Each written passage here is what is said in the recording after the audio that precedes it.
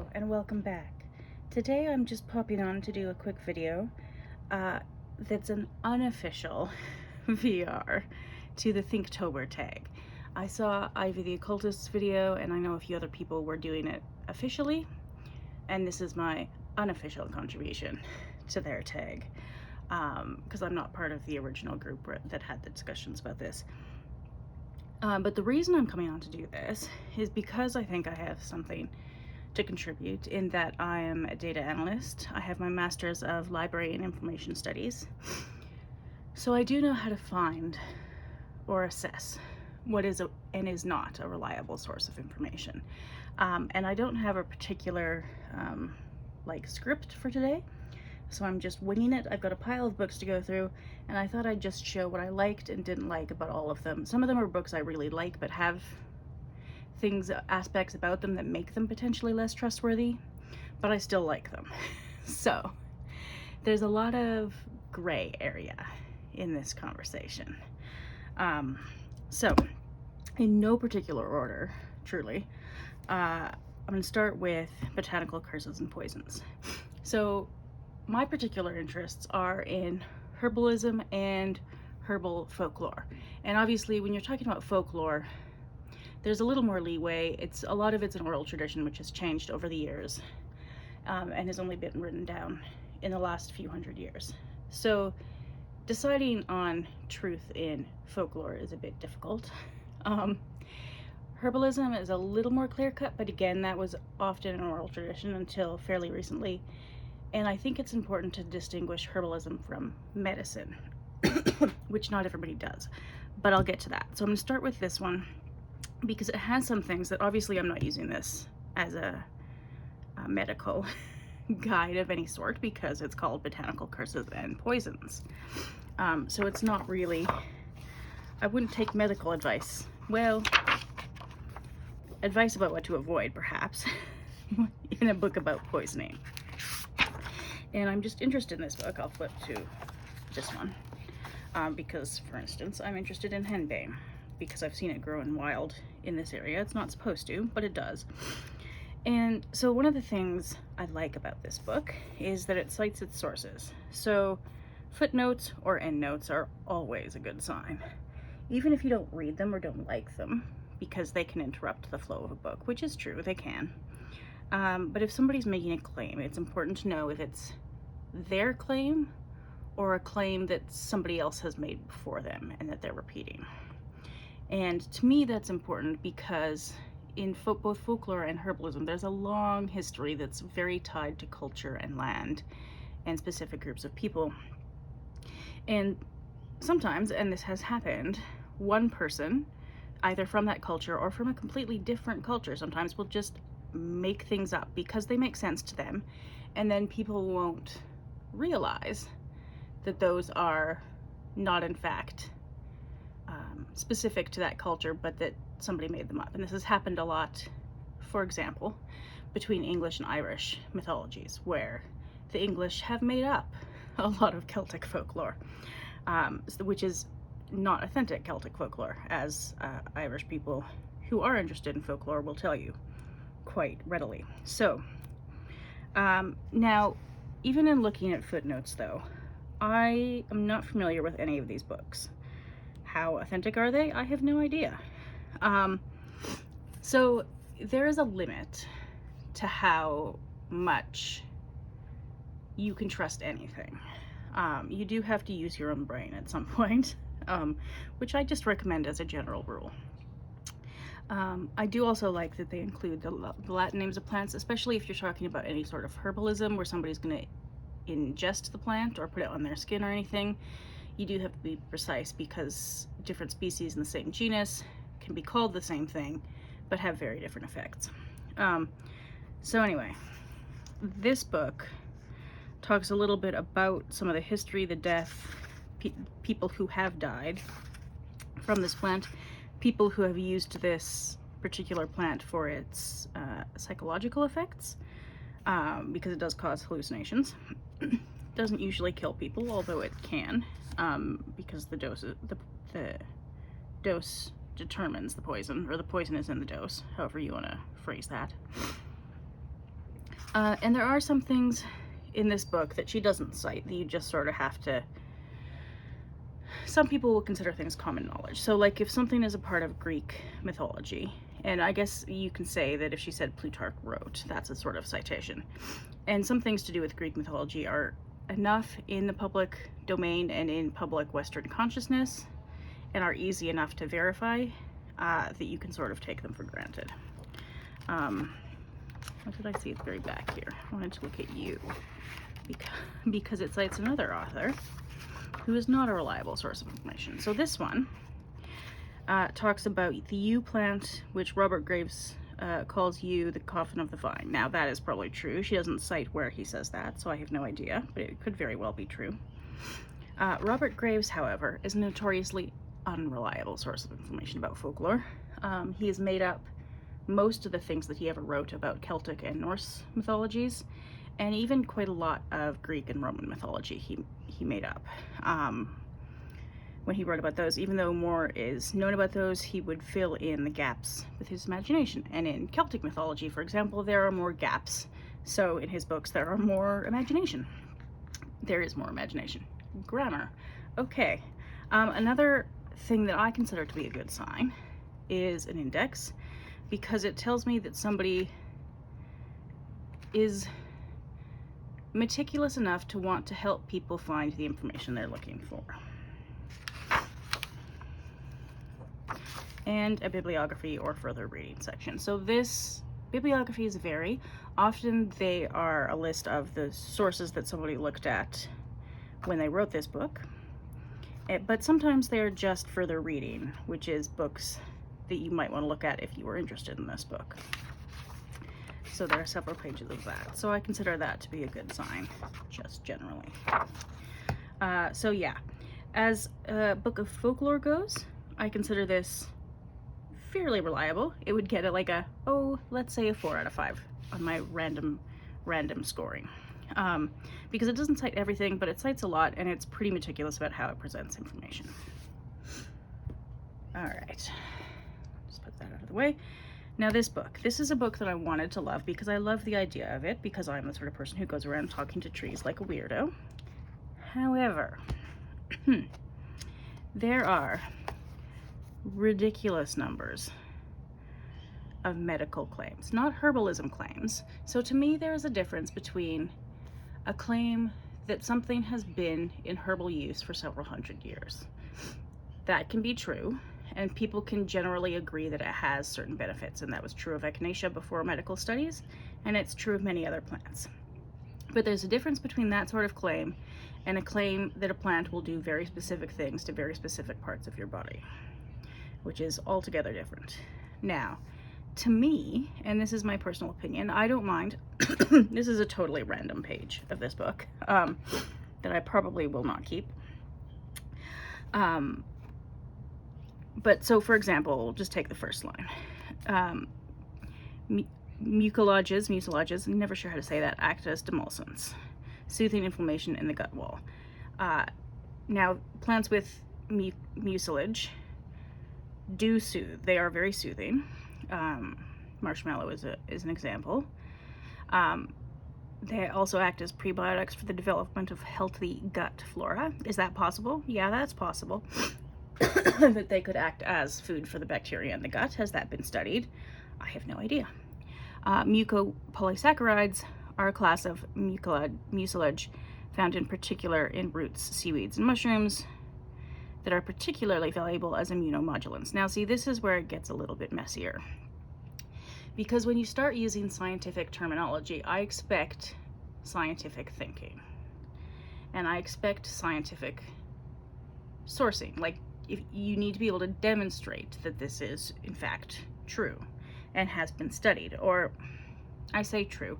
In scientific studies, most people don't say something is true or false. They'll say the evidence currently supports this conclusion, or it doesn't. So the evidence might exist to support this conclusion, that these particular polysaccharides are particularly valuable as immunomodulants. It might do that, but I have no way of knowing that, and I don't know this person, as far as I know. If we look at they have a biography in the back. Okay, that's not a great sign. There is an index like that, bibliography, also like that. But it doesn't seem to tell me anywhere about this particular author, Nikki Darrell, so I know nothing about her. Nope, doesn't seem to have any information about her. I assume her. I, you know, may pick random pronouns throughout this video, so sub in whichever ones you prefer, or if you know what they prefer, because I don't. But, okay, so first thing, if somebody's making medical claims, I want to know what their credentials are. And in this case, I don't. I expect that this person is just a herbalist. I don't know that. If they have medical training, they certainly haven't talked about that at any point. Even the blurb on the back doesn't have. I mean, it's got blurbs by people who apparently have credentials, but it doesn't tell you what her credentials are to be making these claims. So that's a red flag for me. Another red flag is when people use scientific or medical terminology, which, first of all, the audience may not have the training to understand. So that's a problem, because it makes the information sound more credible than it might actually be. And second of all, you then my standards go up for sourcing of information. So let's flip through here. She talks, or they, whomever, talk a lot about the vagus nerve. I have no way of knowing if this is true, because I don't know if they're an expert on the vagus nerve. I don't know where they got this information. So it all makes me very skeptical, because it could be the case that everything in this book is supported by scientific evidence. I have my doubts about that, quite a lot of them, because none of this is backed up by evidence. It's presented in a factual way, but I would interpret it as this particular author's opinion, because they don't present supporting evidence. So that's my major problem with this book, is all the medical claims without supporting evidence. All right, Plant Witchery. So I really enjoyed this book overall. However, I do have some criticisms. Where can we see? There's an about the author here. So this is lovely. So it tells you what her credentials are, what her experience is. She's a Master's of Science in Herbal Medicine. Well, that's cool. And she has a lot of spiritual history. So, okay. That's all useful information.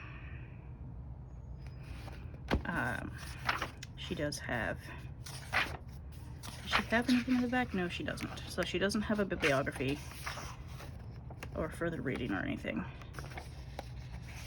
Related interests. Nope, no bibliography. So my first assumption then going into this book is that this is all information from her and not from other sources, which will limit how much credence I give it. So for example, let's just flip to see if we can find a plant I know something about. Maybe not birch. Let's go with birch. Okay. So what she has for all these plants is the essential properties, which is her description of the tree. Fine. Medical properties. This is where I expect her to cite sources, which she doesn't. So that's a red flag. Magical properties. This is where I think sources are nice, in that there can be a distinction between, as I think Ivy the Occultist has said, between what is generally believed in a community and what one particular person believes, because those are not necessarily the same thing. And they don't have to be the same thing, but I think it's helpful to make that distinction. So I'm assuming that this is what she personally believes, even though she sometimes frames things as universal truths. And then plant wisdom. I love birch trees. I also love birch trees. They're amazing. They're really wonderful trees. I highly recommend getting to know them. And this plant wisdom, I consider, in particular, her personal experience, which I actually enjoy. I appreciate personal experience. I appreciate that she says that she loves birch trees, and what does she say here? Teaches us how to overcome personal troubles. I mean, I tend to agree with that. I don't know if that's a generally accepted idea. I don't know. But it's an interesting idea. So there are a lot of things about this book I like, and there are a lot of things it's made me think about and helped me get to know plants in different ways. But when it comes to the magical properties, I consider that to be her personal beliefs, which is fine. I have nothing against that. I enjoy learning about other people's beliefs, which is why I have so very many stacks of books that I haven't read yet about plant folklore and whatnot, because I'm interested in all these different opinions. And then, but this section in particular is where I have a problem. So high quantity of vitamin C, that's probably something I could Google and find out if it's true or not. Can act as diuretic, that's also probably something I can Google. A broken arm to serve as a cast. I haven't heard that before, so that's new. So I'd have to look that up, and I'm not sure how easy that would be to find. So this book I'm a bit conflicted about, because there are a lot of things I really love about it, and I will keep it. I do enjoy it, and I do enjoy having it as a reference. But I would consider this to be one point of view among many, and not necessarily an authoritative book on especially herbalism. A book that claims to be authoritative on herbalism is, oh, I've got my hair in the way. Lovely. So I've taken a few courses from, so this is a textbook of modern herbology, and I've taken a few courses now from the Wild Rose College, and there are a lot of things they do that I love. This is one of the things they do that I hate. They put in really detailed medical, chemical, biological terminology, diagrams, etc., without giving you, okay, so in university, if you were going to take a medical or chemistry course or whatever, you would have to take beginner courses to learn about these things, and eventually you would end up in a place where you can look at this diagram and understand it. Now, I know that N is nitrogen. I don't know what this means, though. I can't read meaning into this, even if I know what the symbols generally stand for. So it says magnesium, the magnesium atom is the key element in the chlorophyll model. Great, interesting. But then it's talking about other things that it allegedly does and how this works. Excuse me. Now, I enjoy knowing how things work. I read a lot of books by scientists. They're a lot of fun. I enjoy them. The problem I have with this sort of thing is it either it assumes knowledge that you might not have, but doesn't teach you. But then that's the problem. There is no preliminary course to this that goes over Chemistry 101. I mean, there is,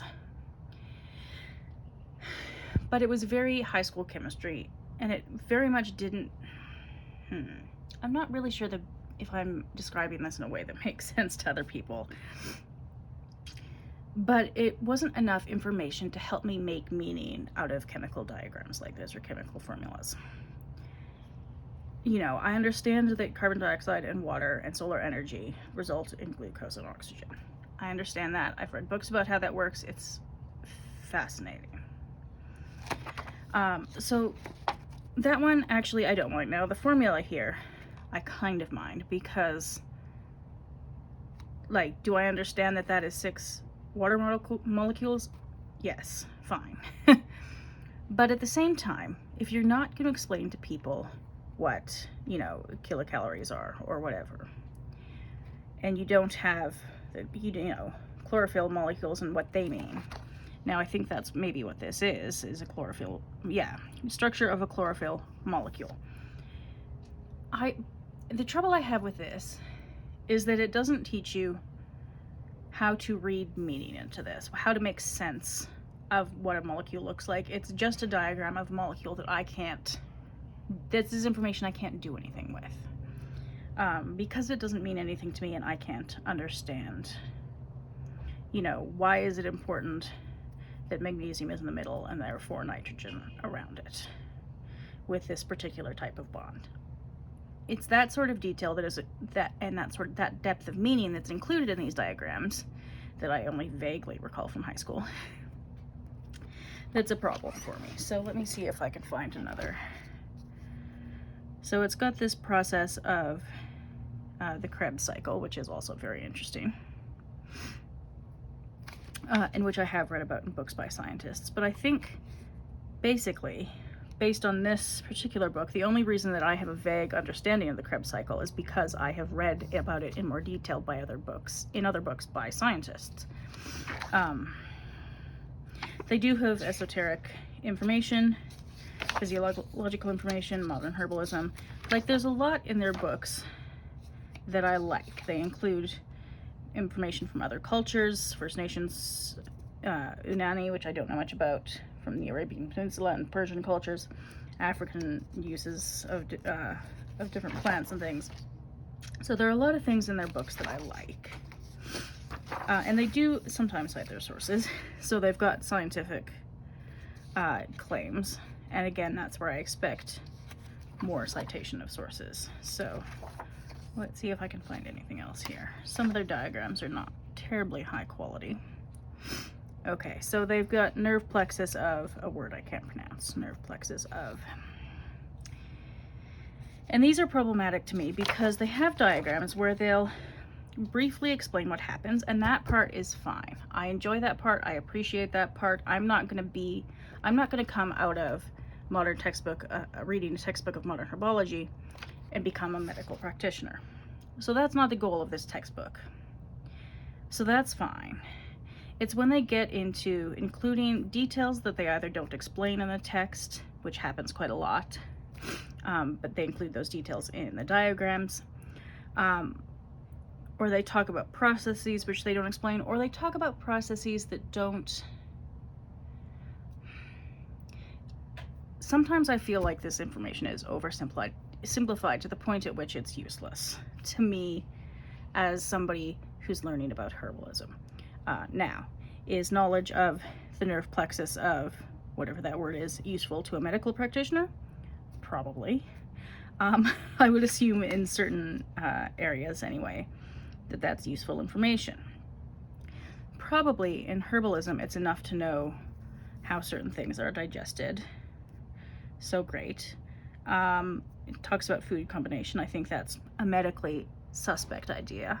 And they have talked about ideas where I have looked up the scientific studies and found information in their claims that are incorrect or not supported by the evidence.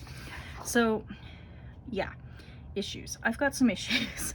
I mean, I do have some issues, but I have some issues with this book. Barberry and Oregon grape they talk about here, for example. And I like a lot of things about this. So they talk about the history. Great, love it. They talk about what it looks like. They have a poor quality diagram of what it looks like.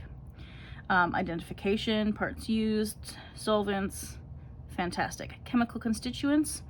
This is another instance when this is only going to be useful if you have a certain basic scientific literacy and can look up a paper about berberine and go, okay, what does this actually do? What does oxycanthine, however you say that, do? Because I have no idea what that does. It may have one or two sentences in here somewhere about what it does. I can't remember at this point. But it doesn't give you enough information. Basically, claims like this in the wellness industry in general, and herbalism specifically, are taking advantage of the fact that if you look at this and see something scientific, you will think, oh, that's scientific, that must be good. Or that's a medical claim, that sounds good.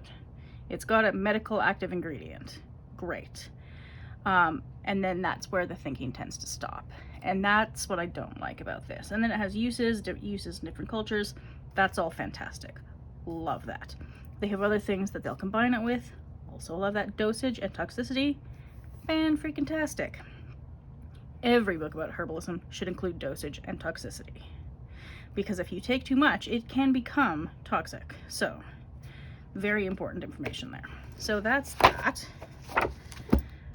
Sorry, I went on a slightly incoherent, perhaps, rant about that because I was really hoping to like those courses more than I did, although I liked them to a point.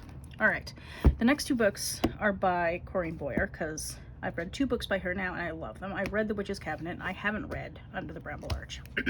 So in this book, as you can see, I've made tabs everywhere. So, opening to a random page. Hallelujah, citations for days. This is fantastic. And she cites tons of different sources in this book. She really does not rely on just 2 or 3 other books. She is very well read, this particular author. Other things that I like. Index, very extensive bibliography, wonderful. Doesn't really have a lot about the author. In this case, I'm okay with it because first of all, she's well known in the community, so that makes a difference. And second of all, she's talking about plant lore, sorcery, and folk tradition. She's not making herbalism claims. She's not making medical claims. So when she's talking about, let's find something that she has cited here. This tree was known to protect from strange hauntings and vampires from German lore. So she's claiming it's from German lore, but then you can see that she's gotten that from these authors who've also made a similar claim. So I think that's useful because it's communicating to me that she's not making up things from German lore, because there's a lot of German folklore pre-Christianity that is just lost now. It's gone forever, and it's never coming back. Excuse me. And that's really frustrating, but to me personally, it doesn't justify just making up new things. Now things about plants, qualities about plants, I think can be rediscovered, but that's where it's important to make a distinction between, in my experience with this plant and this plant from German lore, because those are 2 very different things. So that's one. Now let's just take a quick look at this one because I haven't read it yet, so I don't have strong opinions about it. Bibliography and index. Wonderful. Appendices. Ooh, love an appendix. That's not going to help you know if it's reliable. It's just extra information. And I mean, I have a master's degree in information studies, so that's my area. So there's a bit about her on the back. She's a folk herbalist. Lovely traditional and personal medicinal and magical applications. Okay, so magical, fine. Medicinal, I'm starting to look for more citations then at that point. 20 years of experience, good. And I do know that she's well known and a lot of people really respect her work within the sort of herbal folklore community. Not within the herbalism community as far as I am aware, but within herbal folklore, definitely.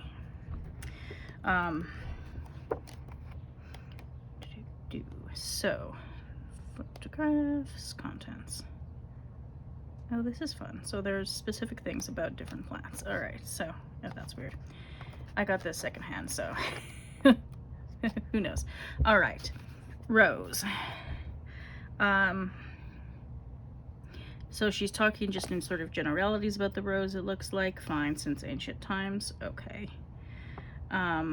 Probably these are general enough claims that are sort of in general public knowledge enough that it's okay. 35 million years old, parts found in Montana, Oregon, and Colorado. So for a specific claim like that, I would love a citation. And are there as many? No, there aren't really footnotes in this book. That's unfortunate, because I really liked that in the Witch's Cabinet. She talks about the etymology of the word. Again, that's something that's easy to verify if you have internet access or a dictionary. Folklore and stories are vast. Yes, that's true. So these specific cultural claims are interesting. I don't know if that's true. Greek story, Venus, born from the sea. Yeah, okay. Again, very common knowledge and easy to verify or not, if she ended up making a claim that wasn't true. In this one, okay, so she doesn't have footnotes in this, but she does cite the tale that she's talking about then in the following paragraph. So that's lovely. Symbol of silence, that's also true. Cupid, okay. Prayer beads, interesting. And then, okay, so the citations are more internal to the text in this one. I can live with that.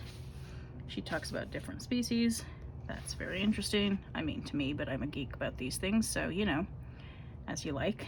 Um, Scandinavian trolldom, that would be a little bit harder to look up because there's less information about that than like Greek mythology.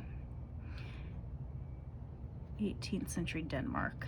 That's the sort of thing that's specific enough that I would love a citation for that too.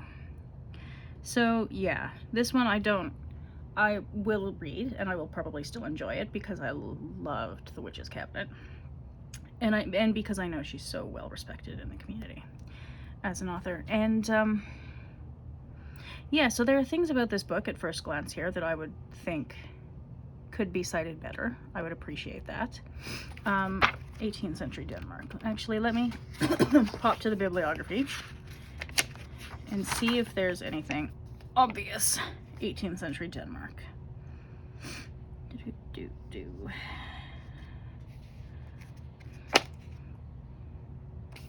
Okay, Native American medicinal plants, that's good. Southern folk medicine, so that might be where she gets some of these claims from.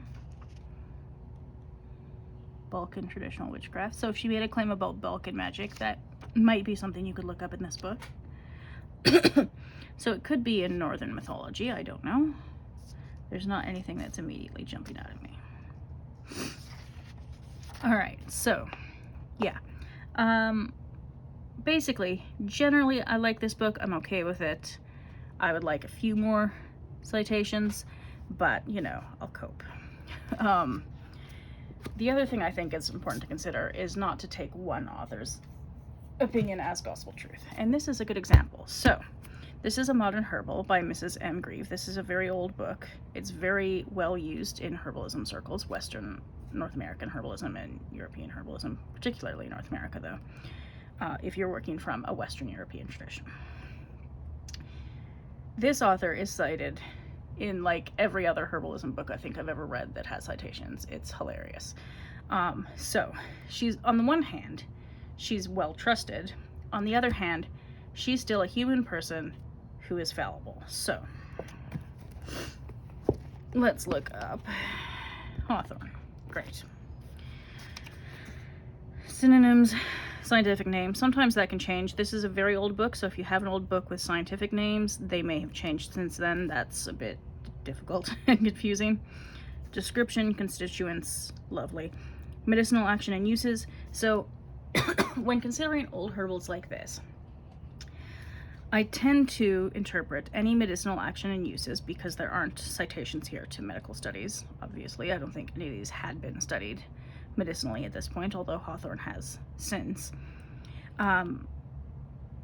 So I consider this medicinal action and uses section to be something I could rename in my mind to be traditional medicinal uses or traditional herbalist uses of plants. Because that's, I think, a more accurate title for these sections. Preparation and dosage, great. Some of the measurements have changed over the years. How you, pardon me, it's still allergy season here. And then just more information about the plant, how it's used, different varieties, and so on. So this is a fantastic source of information. Jewelweed, same thing. Synonyms, which is very helpful because sometimes plants have so many common names. Habitat description, medicinal action, which I would consider traditional uses. Constituents, fine. That's not really going to tell me anything I can do anything with. Leaves apparently contain tannin. Great. I think that's astringent. Beyond that, I'm not sure what that is implying in terms of the use of the plant. This sort of phrasing I like. The fresh juice of the herb appears to relieve cutaneous irritation of various kinds. I love that because it's not making a claim that it always does this for everybody all the time. Other things it's called, how it grows, qualities about it, how other physicians have used it, and these are physicians, you know, in the 1600s to 1700s, so pre-modern medicine. This book is very much pre-modern medicine. Actually, let's take a look at the date it was published.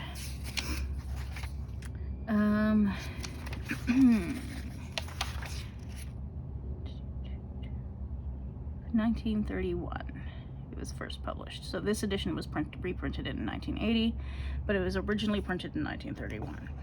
So you do also have to consider that much more is known now about these plants. Not all of them, because some of these plants won't have been studied at all, but some, like cayenne or like echinacea, might have been studied quite a lot. Hawthorn has been studied a little bit, but I'm not sure it's been studied enough to make any medicinal, like definite medicinal claims about it.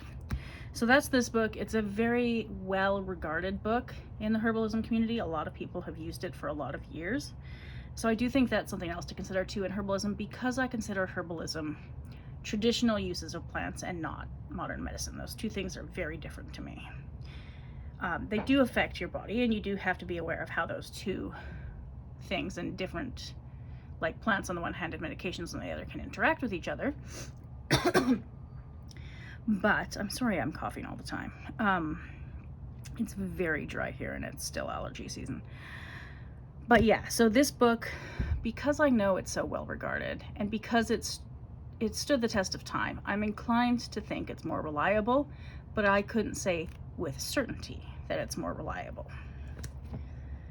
All right, let's look at, I've just got a couple more here to look at because I feel like I've been talking for a while. Scottish Herbs and Fairy Lore by Ellen Everett Hopman. So this is a fun book. I've read it twice now. I think I've read it twice. Ooh, very nice index. Very, very long, very thorough. Bibliography, lovely. Ooh. Is this a pronunciation guide? Yeah, it is. Pronunciation guide. Cool. I like that. Further acknowledgements. Okay, does it say anything about her specifically? That's weird. Okay, so it talks about folk magic in Scotland. This book contains folklore, magic, and traditional practices from all areas of Scotland. So my understanding of this is that she is Scottish. So when it comes to traditions about Scottish folklore, I'm inclined to take the word of an actual Scottish person to treat that with more regard and more authority than I would of an English person, unless perhaps they're an actual scholar of folklore or something like that. Because, for example, when you have a colonial system where everybody was intentionally as anglicized as England could manage in Scotland, and where English authorities were considered to be the authorities, there are people yelling in the hall, sorry if you can hear that.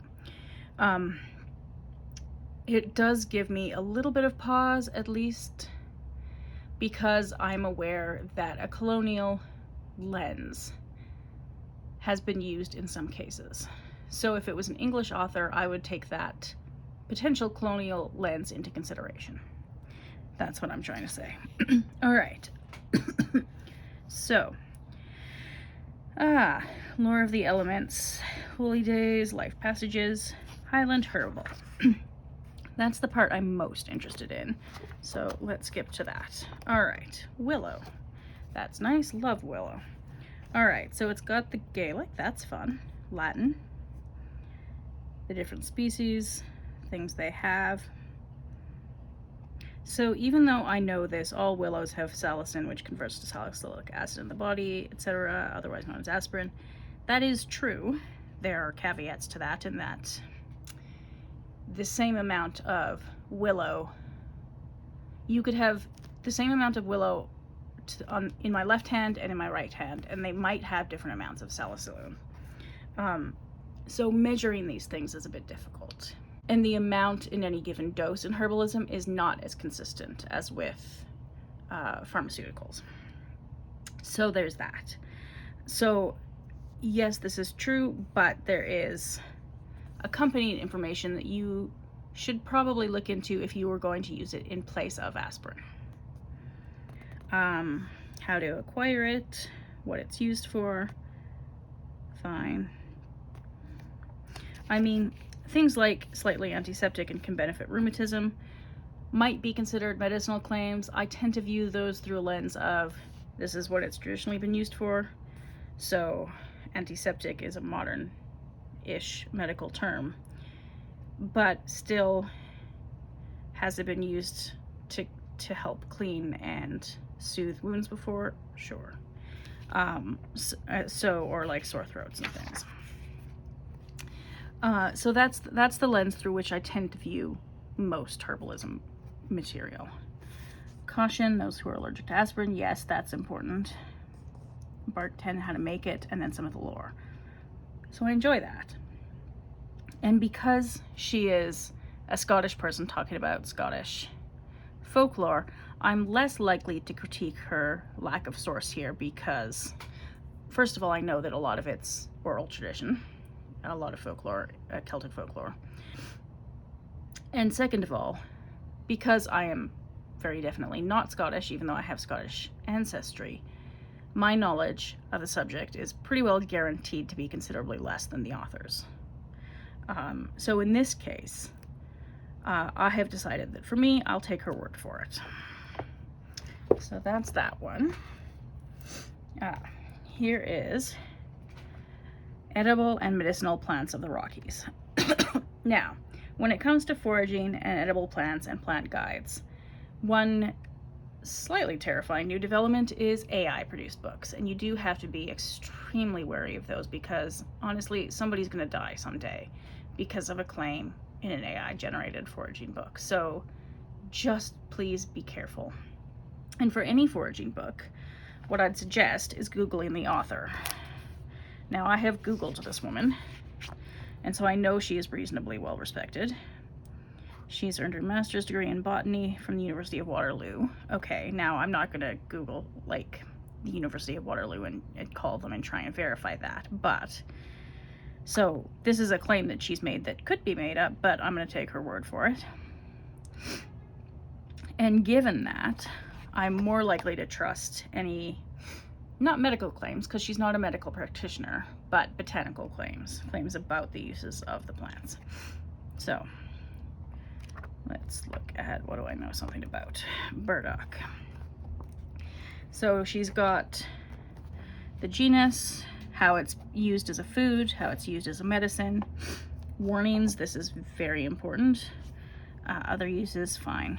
Description, different varieties, where it grows, and then a lot of really good pictures about what it looks like.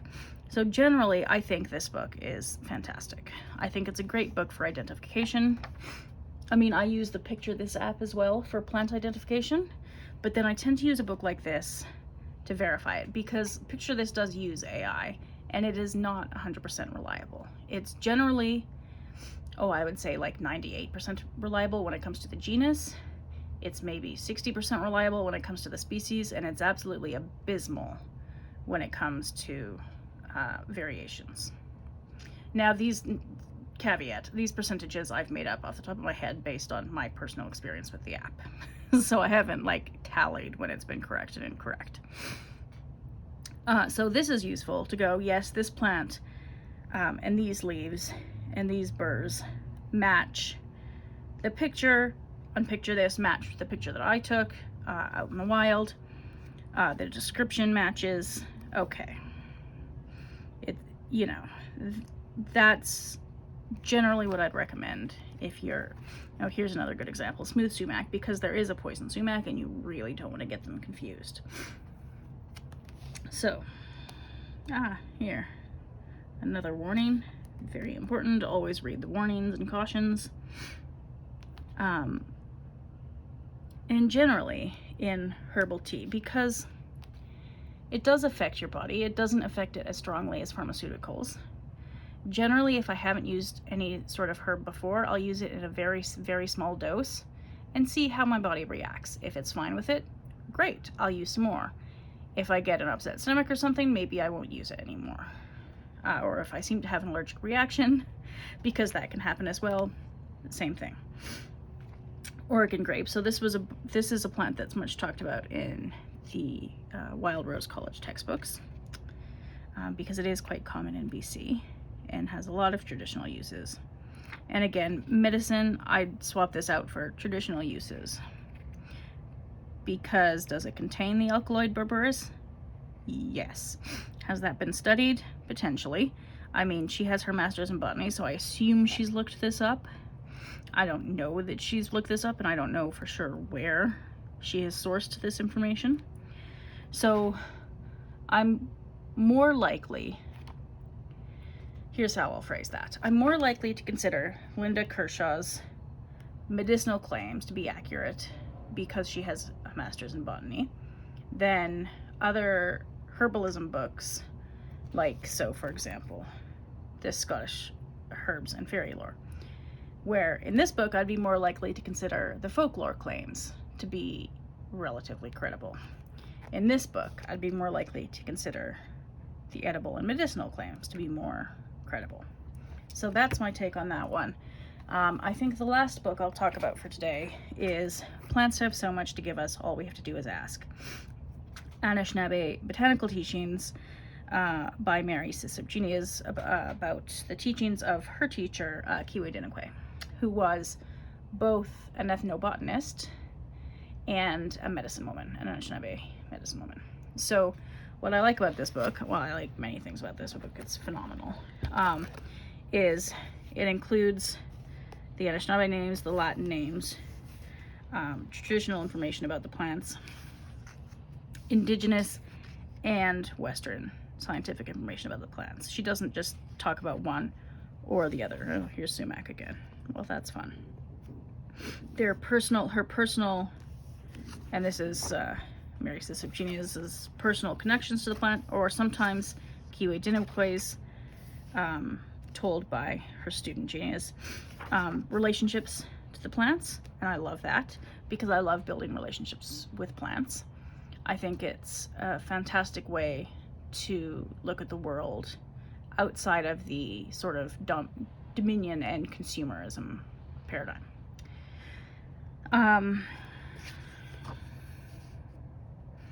Dandelion, adorable. I love dandelion so much. So yes, she's very well credentialed in both her medicinal claims and her Anishinaabe traditional uses claims.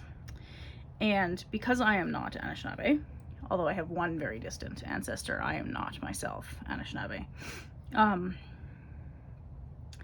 am not going to spend a lot of energy questioning her claims because I consider Kiwe Dinakwe to be a reliable source as both a medicine woman and ethnobotanist. She is like a primary source for Mary Sisubgenius, who is the secondary source. So I'm reading the secondary source. I know though that Mary Sisubgenius is also a teacher. So what does it say here? So she's Cree, but she's an Anishinaabe apprentice. She taught ethnobotany, American Indian Studies, and American Multicultural Studies at the several universities in Wisconsin and Minnesota. So both of them I consider to be quite authoritative on their area. And what's great about this book is it doesn't stray out of their area. They don't make. So while I enjoy seeing books that show maybe how people in traditional Chinese medicine use herbs, I would expect that to be cited in a book like this because I wouldn't trust these particular authors to have a lot of knowledge on that particular area, if that makes sense. I think that makes sense. They don't even venture into like talking about Micmac herbal uses of plants, because I have a different book about that by a big Micmac author who I consider to be a reasonably, I mean, as good as I have the ability to find first source, like direct source of information on that. So in this case, this is one of the best books in my collection, I think, because she's a scientist, but also they were both scientists, but also medicine women. And so when it comes to scientific uses in history, I trust that they have done their, many years of study. But also when it comes to Anishinaabe uses, I trust that they have many years of experience. And also I know that this particular author Genius, Sisip Genius. I don't know if that's the middle name and last name or both last name. Not sure. I consider them to be authorities on that area, certainly much more than I am. So I am not in a position to assess whether the Anishinaabe claims are correct. I think only other Anishinaabe people are probably in a position to assess that. Now, if they made traditional Chinese medicine claims in this book, then I would want sources, preferably from Chinese people, practitioners of Chinese medicine. So yeah, I consider this book to be fan-freaking-tastic. It's got all sorts of information in the back, an Ojibwe word glossary, different plant name, so that's the plant name glossary, different authors as well. So some of these books these are other, usually ethnobotanists. So this is the Ethnobotany of the Ojibwe Indians. I think I have this as an ebook. I have this book. And so this book by Francis Densmore, I would be... So from what I've read by Indigenous people, she seems to be credible. I would read it with the knowledge that she is a white anthropologist talking about Anishinaabe plants. So I think in that sense, cultural information is relevant. What else does it have in here? Ooh, summaries basically of the different plants. Well, that's cool. So bearberry, I don't know that I spent a lot of time in this section. I should do that. Oh, these are the Anishinaabe names. That's cool. And what the names mean. That's very cool. There is a lot of cultural information in this book, and I appreciate that it's culturally specific and that they seem to be authorities on this area, but also don't go off on tangents about other areas that they're not authorities on. Bibliography, love to see it. Index, also wonderful. So yeah, these particular authors are very well trained. They really seem to know their stuff. Now, could I say with 100% certainty that everything that they say in this book is reliable? No, because I don't think you can say that about any book. But as sources of information go, enunciation on a Saturday is apparently not for me. I consider them to be about as authoritative on a topic as you either can be or really need to be, unless you're looking at medicinal studies of things. So that's my 2 cents on this. The only other thing I wanted to mention as a sort of side tangent to keep an eye on is who's making money. Now, obviously the authors of these books are making money, and there's nothing inherently wrong with making money. But I do think it's worth keeping a weather eye on who benefits if you believe them. Which is not always, it's not inherently bad to believe somebody, and it's not inherently bad for them to benefit from it. I just think that's a good thing to be aware of in case you find an instance of somebody who might appear to be taking advantage. So for instance, there have been books, ethnobotanical books, written by white authors about Indigenous spirituality that I would not consider reliable sources, and I don't have them. Because the white people are making money in that case, and I'm a white woman, but in that case they're making money off of somebody else's culture, and they are not from that culture. Now, they might study that culture, but even within the field of anthropology, I know there has been a history of a distinct lack of ethics, let's say, in how Indigenous people have been treated in Canada.